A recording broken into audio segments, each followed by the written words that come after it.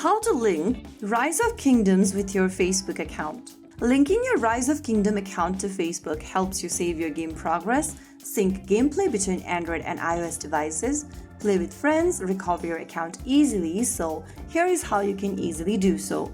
First of all, open your Rise of Kingdoms Lost Crusade game on your device, and once you're inside the game, go to the top left corner and tap on your governor profile icon. Once you're inside this page, go to the settings button at the bottom right corner, and then on the next page, click on account.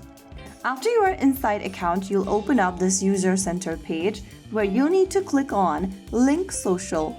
Now, click the link button right next to Facebook. You'll then need to enter your Facebook account's credentials.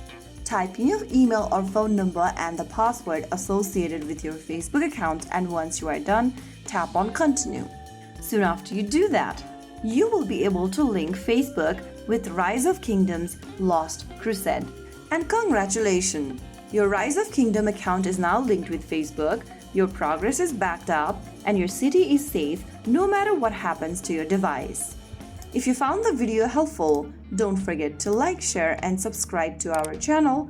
I will be back again in the next video. Stay tuned till then.